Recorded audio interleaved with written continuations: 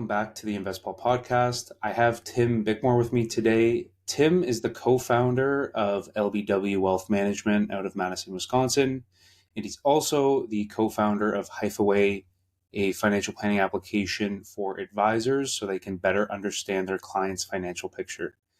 Tim, it's nice to see you again.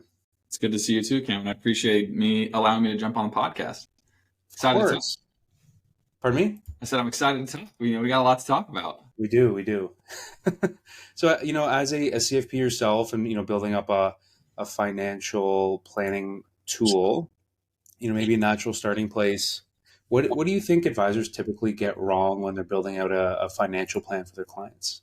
It's a great question, and it's very basic, and it's kind of the problem in which our financial planning tools have, and a lot of that actually comes down to income and expenses, which is like the most basic thing you can think about.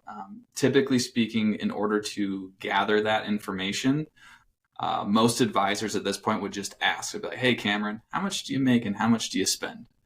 And then I use that and plug it into my financial planning situation or calculator, whatever it may be, to then start trying to produce my results. So if you kind of think about it in a basic way, if you were to start a business, most people have QuickBooks Zero to create a general ledger, which your general ledger is made up of all your transactions on your credit card, bank accounts. So in a sense, we're missing that for clients. And the reason why I think that's such a big deal is that most clients are actually wrong, typically on the expense side. Most clients will come to you and they will know their mortgage. They will know reoccurring expenses, maybe like a subscription, but they forget that they went and spent on this luxury good. They bought a new couch. They have all this other stuff. And so they underestimate their expenses. So if you miss that detail, right, that little detail, and you were to plug it in, we are growing those expenses at a growth rate. So you're compounding that inaccuracy over time.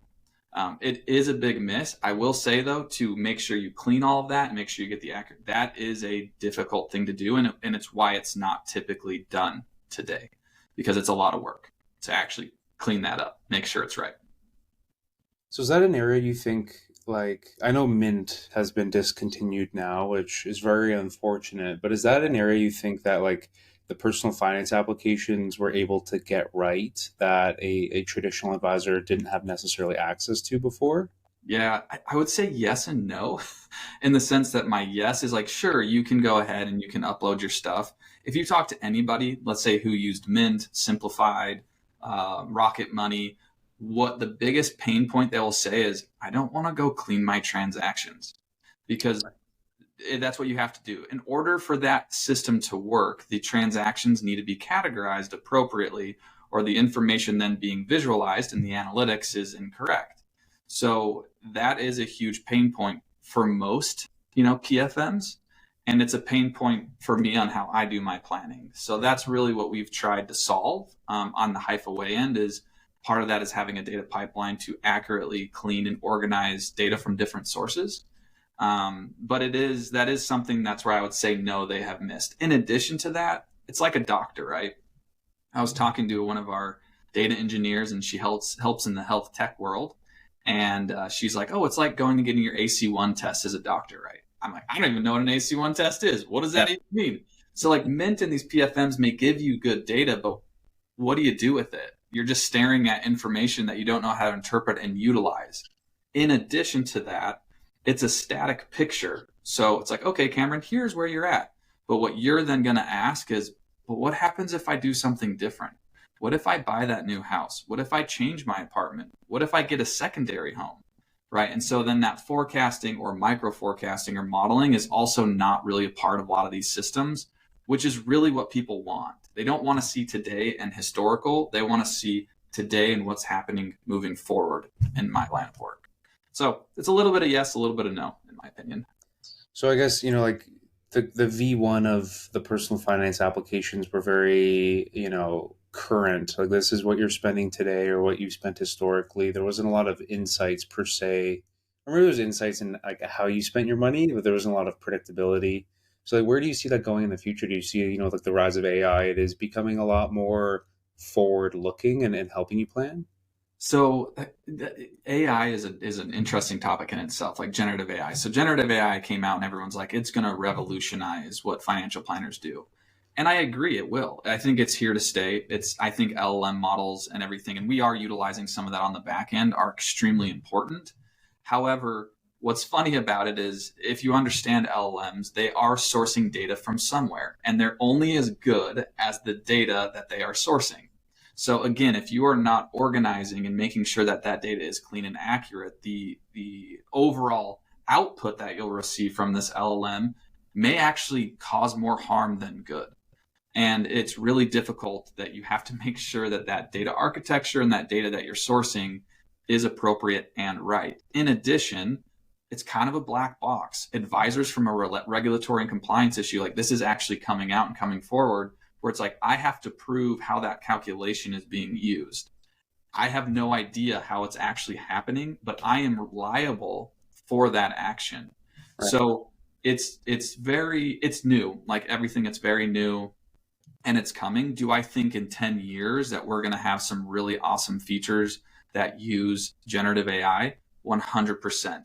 But at the Hyphaway end, as our CDO will say is, but it's all about the data. And you have to make sure that your data architecture and your data layer is set up appropriately to make all the fun things that people want happen. So it's something you have to be very conscious of. Yeah, I mean, it's the classic garbage in, garbage out, right? If you can't really trust anything if you're feeding it bad data. Yeah. So with that, then you guys is Hyphaway very much focused in on the data classification side, like properly mapping out, to your point before, on like what Mint might get wrong is I have to go in and manually key all those transactions and map them back to like a category.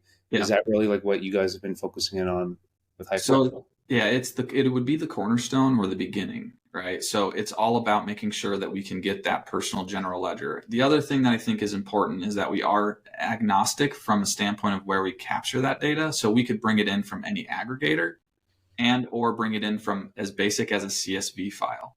So we've kind of started from the very bottom of what information that we receive to be able to do our own classifications or data model on the back end to organize and clean it.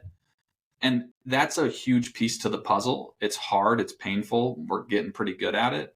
But then the next piece isn't just like, okay, now we have the data, now what do you do with it? So what we have built is then the analytics on top of that. And it's not just to say, hey, Cameron, here's where you're at. We've also been able to integrate that data. So like I mentioned, you may have your historical information, but now what we're doing is we're integrating projections on top of that actual historical information. So it's that integration piece also that's actually really powerful, that drives a lot of that helping with decision making and understanding what's going on, which is nice because we're no longer just relying on what the client thinks or says. We are now actually becoming more data driven and making data driven decisions instead of just saying like, oh, I think, and that produces all sorts of things. That's when you start getting into predictive, being more predictive, proactive. You're being able to now track certain things and the way that you can interact with the information, and then also how the client can interact. That's where all of a sudden things start to become more efficient and more scalable, which actually provides more value for the advisor. Because at the end of the day, our job is to interpret information. And that's what I want advisors to do. I want them to interpret it. I don't want them to have to do all the legwork to get it together. It's like, let's just have you. It's like a doctor. Show me the sheet and I'll tell you what's good and what's not. I don't want them to have to do all that back end work. So we're trying to take that away. So being a planner yourself, what is the typical the emotional reaction to people when they actually see, like, if I showed you my expenses, I would probably remove my Uber Eats bills, and Yeah. I would not want you to look at that. Yeah. Cameron, it's so funny you bring that up. It's like, it's usually like a taken back. So the first thing that I always get from clients is, Tim, you're going to tell me I spend too much. My next answer to that is why? Or like, why do you think that? And what's nice is that sometimes people think they're spending too much and it's not necessarily the case. I'm a very big believer in relative, right? Everyone is relative. You have to, it depends on what you're trying to achieve. So if someone's like, hey, Tim, I'm going to work till I'm 100. I'm always going to have an income stream. I don't really care. I'm good. I don't need retirement. Great. Spend your money. right? We don't need to necessarily save. And where are you spending it? So it's all kind of aligned to what the client wants, but everybody tells me like, oh, you're going to get mad at me because I spent too much. To be honest, Cameron, sometimes I'm like, you need to spend. Like I do have some clients where I'm like, you're not spending enough. You actually need to increase your spend. And they're like, oh, okay, I guess I'll go and do that new roof, or I'll go do that. I'm like, you should have done that 5 years ago. So what it really allows is awareness. Like we talk about that all the time, is the first step is being aware. People just aren't even aware because you have Venmo, you have a credit card, you have a bank account, no one's paying attention. And when that awareness kicks in, that then allows for, oh, is this really what I want? Is this really what we should be doing? Yeah. And sometimes it's like, look, Cameron, yeah, do the Uber Eats. Like, no big deal. It's okay. And then what that allows emotionally is guilt-free spend. And that allows for happiness, right? It's an increase in happiness because now you're like, I can actually do this. So instead of it just being intuitive, it's actually now backed by some sort of information that you're comfortable with because you're hitting your cash flow ideas, you're hitting your goals. Like, at the end of the day, we got to live life too. Got to prepare for today and tomorrow. And it's a balance. Yeah, it's very interesting. I guess like when you tell your clients to go spend their money, is that is like you're trying to increase their happiness essentially? Well, it's what I usually will tell. So like the increase in spend. And I have, like I said, I have some clients like this where I say, are you doing everything that you want? Because if you're not, if you are delaying things, right? If you're delaying a purchase, you should not be doing that. And it's funny. If you look at it specifically, I'll say for the United States and our culture, right, is we are geared to save. Okay. You do that for approximately 65 years. And then one day someone comes to you and goes, okay, now it's time to spend. In literally a day. Now, psychologically speaking, do you think that's an easy transition to actually make? People freak out. They're like, no, but I got to save. But it's like, well, no, you have enough money that you can, but no, I don't. I'm not saving any money. Yeah, you're not supposed to be saving money. You're actually supposed to see your savings account come down. And they're like, no, that's not how I've done it for 65 years. Like, right. So it's providing that information that it is okay. And sometimes, to be honest, it takes a while for people to get comfortable with it because it's such a different mental shift and an idea to be like, okay, you're right. I think I can do it. And once we get them in the habit, then they do start doing those things and they're not delaying things. Like delayed gratification is great, but at some point it can actually be detrimental too. There is a balance. See, I find that very interesting. I wonder if it's a generational thing. Like, would you say your clients are on average a bit older? No, actually, we have a range, but the vast majority actually are in range from the ages of 30 up to 45, 50 years of age. And I have similar, like that one specific conversation was with an elderly client. Yeah. But what the conversation I have with younger clients is that it's okay you're spending that much. That's interesting, though. I guess, like, to hire a planner means, like, you are taking at least the first step of thinking about your financial future. Mm-hmm. Because we had a guest on a while ago. His name's Adam, and he had a big TED Talk that ended up going viral, and he was talking about, like, monopoly money on, like, our perception of, to your point earlier, like, Venmo or whatever sort of, like, Apple Pay you may have. You're losing the effect of spending your money now because it's so easy. I'm just like moving my phone 6 inches. Yeah. I'm not actually like going to the bank, taking out $1,000 for this purchase anymore. So I wonder if, it is interesting. You mentioned like you do have a younger clientele because I would have thought that'd be the opposite. But like even the younger generation, the more like digitally native, like the Gen Zs of the world, if they're ending up spending way too much, I'm on the younger end of the millennial spectrum, and I feel like I spend too much, and I like refuse to actually dig into my finances for like the scare factor. Yeah. Yeah, I mean, and sometimes the answer is yes, we need to cut back, but sometimes the answer is no, it's okay because you have the capacity. So I'll use an example of one of my younger clients. And I will say a lot of our clients are what would be considered like high earners, not rich yet, right? So they have a decent amount of income that's coming through. And not everybody has the luxury of that, like just to say that out loud. But some of my clients have that. And what we'll do is we'll assess.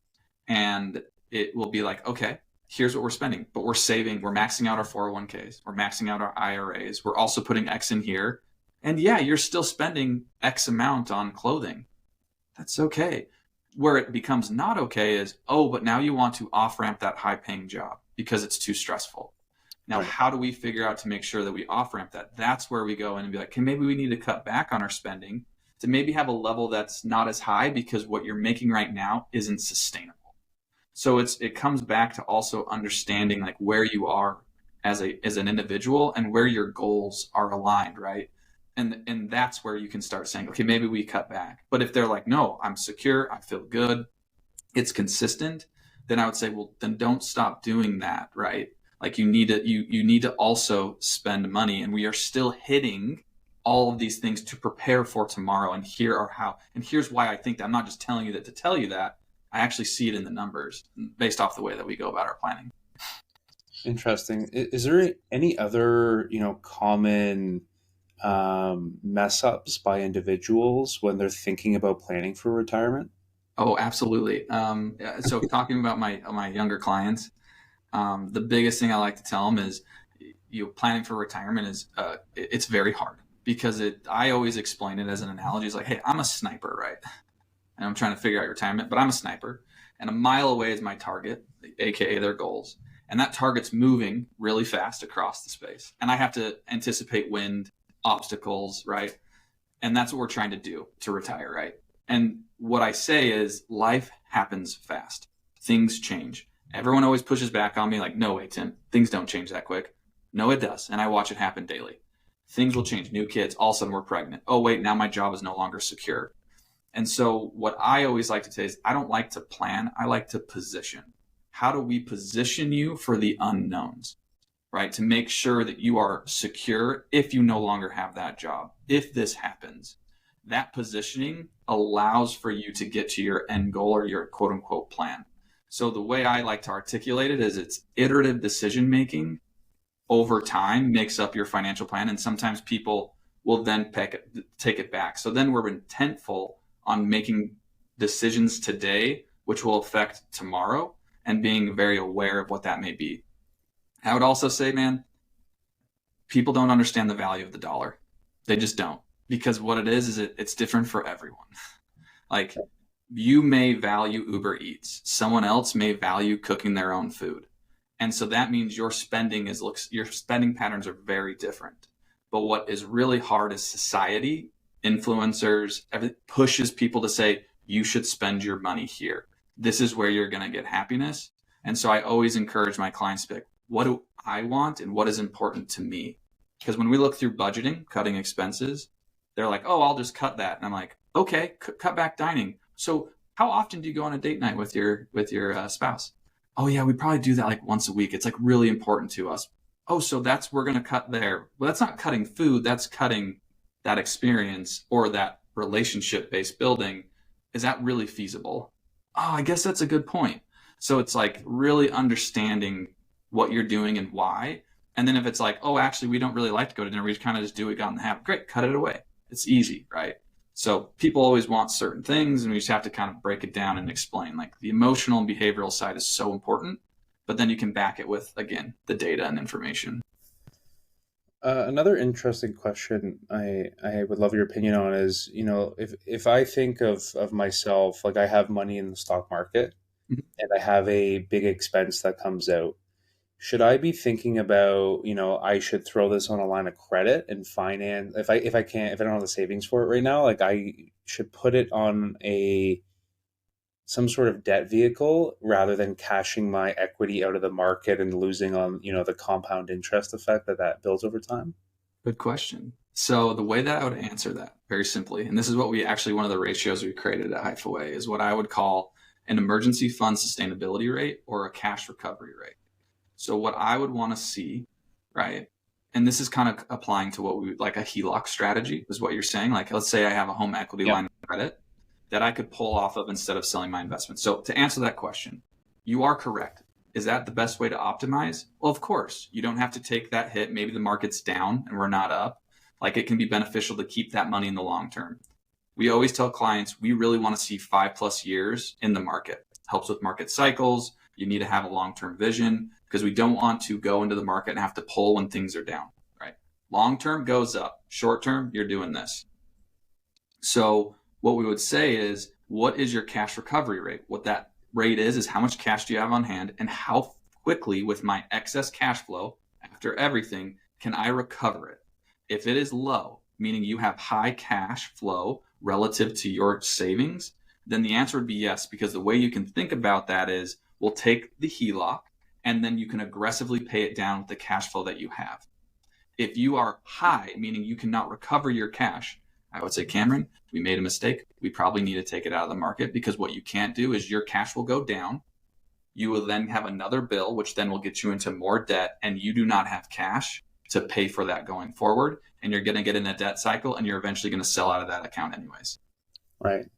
So that's how we kind of start looking at those specific strategies. Very helpful for people with really strong cash flow. Not the greatest when people are not having the strongest cash flows, and we have to be a little bit more cash protective. So that's how we kind of view it. Very interesting. And I guess turning gears a little bit, it is tax season now. If an individual listening, they can't afford the services of the beloved Tim Bickmore, Yeah. is there any way that you would speak more generally to an individual about how they can think about tax optimization? Maybe small business owners, or even just thinking about more of the long term on how you can mitigate the tax bill at the end of the year, and if you do get a refund, how you can end up positioning that refund for long-term growth. So our position on taxes is very interesting, and I think that you should always be able to figure out the best ways to reduce your tax bill. I'm on board with that 100%. Where I would say that people need to be conscious, so you mentioned small business owners, is we hear a lot. This is actually a real thing that happened over the last couple of years ago. We had a small business owner who did a lot of machine work. So they were doing manufacturing, and every year their accountant would come to them and say, hey, go buy a new machine, right? To buy that capital and to be able to reduce our tax bill. And we ended up working with him for a little bit, and we were talking to him, and he's like, hey, my accountant should say I should buy this machine. And we're like, well, do you need it? No. Like, okay, well, that's probably not the smartest idea, right? Like, we don't necessarily want to buy something that we're investing our capital in that's not liquid, that we have to sell, that we will have recapturing depreciation. So the whole point is that people want to be so tax efficient that sometimes they actually become less tax efficient through other means and other ways. Like, is that investment actually going to make sense? So when we're looking at small business owners, we want to do everything we can to reduce that bill that makes sense. Sometimes it does make sense to pay the tax. It just does. And that's usually sometimes coming from CPAs, but it's just being very aware of, like, what are we really doing? Do we actually need that new truck? Do we really need it or not? Do we need that cash to be able to support other things going forward? So overall, what I struggle with is that people get so tied up in just wanting to reduce their tax bill that they actually start making mistakes in other ways, and it doesn't make sense. So I always caution people to be like, okay, let's be efficient about it. Or the tax code is very gray. Sometimes you're playing in too much of a gray space. Like, you have to be aware that sometimes things are promoted and it doesn't apply to you, or it doesn't apply to your family, or it's a little bit more in the gray area. Some CPAs are aggressive, some CPAs are conservative. So it's just being very much aware of your situation and what you're doing, and doing some of the basics, like contributing to an IRA to get your tax deductibility. Great for today. You can maybe argue that depending on your income stream, a Roth may make sense. You may not lower your tax bill today, but in the future is where you're going to see that benefit. So sometimes getting clients to understand of when am I going to receive said tax advantage is also something that is really important. So that's my more of a cautionary tale of, like, paying attention, asking the right questions, and knowing what you're doing. So you're saying I shouldn't go and buy a G-Wagon for the sake of buying a brand new G-Wagon because I got a tax. I can reduce my tax bill. Yeah.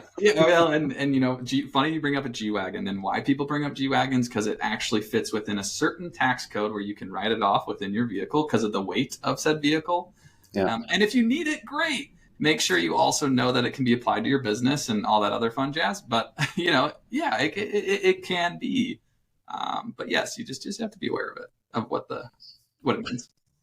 And on the refund side, I already probably know the answer behind this one, but how would you view a unexpected windfall, like getting a tax return like a few $1,000 back from the government? Yeah, so tax return. So this is where our planning really comes into handy. We always make sure tax returns are what I would call cherry on top. We always exclude them as income. I don't ever want people to bank on a tax return because it can fluctuate year over year depending on the individual and the family and the household. But let's say it does come through. We are always starting from the basics. Is your emergency fund sustainable for based off where you want? If the answer is no, put it to cash. If the answer is yes, okay, do we have any big projects or anything that are coming up that we need to use it for? Remodel, X, Y, and Z. The answer is nope, we're good. Great. Move to the next rung. At that point, then it's like, great. Have we filled up all our qualified accounts? Is there a way that we can add it to a Roth, an IRA, or an individual retirement account? If so, great. Let's say that we've maxed that out, but we haven't maxed out our 401k. We will increase our 401k contributions to suck out of our savings to move cash from one bucket to the other. So it kind of is just working through where is somebody in their evolution of their finances and what's going on, and then making sure that we use that money as well as we can. There is a big problem with emergency funds. You people need to have some sort of cash on hand. I only like to see 3 to 6 months of total spend, and it depends on the consistency of income. But that is another big miss where it's like you need to have cash for those for those unexpected emergencies, because what it does is it positions you to not have to dip into the things that you talked about, right? Selling out of my S&P 500 index fund because I no longer can afford said bill because the water heater went out. So that's where we're always making sure we have the short term covered, and then we work our way down to the longer term assets, and then qualified, non-qualified, making sure we're getting our tax advantages and all of that. So that's how we would apply the framework. Interesting. Okay. And I mean, to go back to that previous point that we were just discussing, how would you view it? Is there a certain interest bearing? I know you have that ratio built out, but like a Yeah. certain interest cost where you would say leave the emergency fund alone, take it from the line of credit, versus like let's Yeah. remove taking it out of like selling an investment account, but should I dip into the emergency fund or should I Use keep that there earning 5% and like dip into a HELOC that might cost me 7% right now? Yeah, that's actually a good question. I think that where you could really answer that is like how quickly can we pay it down, right? So it kind of goes back to how fast can we recover it, which goes back to your cash flow, because HELOCs are typically simple interest, so they're being charged on a daily basis. It's not compounded; it's simple. And what's interesting about that is if we could pay off that HELOC quickly, just due to our cash flow, right? Let's say 5% money market or a money market treasury fund versus the 7%, if you did the math, you actually might squeeze out where the HELOC could make sense if you're paying it off in a quick manner. The hard part when it comes to like true savings accounts versus HELOCs is the interest rates are usually pretty lockstep. And obviously loans are typically higher than what the interest bearing accounts will be. So Mm-hmm. if you're hanging out there longer, it probably wouldn't make sense to do. Even when rates were low, because interest bearing accounts were so low, it didn't make that much sense either. Where it did make more sense is if you start comparing it to investments in the market, things like that, then it's like, okay, yeah, we can do this. But I would only make sure people do it if we had the ability to really cover that liability in a quick manner where we're not going to put ourselves into a debt situation and have to sell out anyways. So we're Interesting. always trying to just balance that out. Yeah, interesting. I always thought about it like in my own head, 'cause I never had a planner, but I would rather keep that like 20K, let's say, in a savings account and draw from my line of credit. And I know I could pay that line of credit off in like, let's say 2, 3 months, Yep. just because I don't know if I'm going to have another expense come through where I would be more cash strapped. But you could always flip it around and be like, the Exactly. HELOC would still be around. Exactly. I was going to say, I could challenge you and be like, it wasn't the same thing if you use cash first, then HELOC. However, and what you're really hitting on is like, that's really more of a comfortability, and Yeah. that's make and stress. And I always stress that people want to make finance quantitative, but 100% of the time it's qualitative. Like it is so emotionally based, and to rewire yourself on how you think. And sometimes you using that HELOC first makes you feel better and less stress And I'd be like, we're getting to the same endpoint here.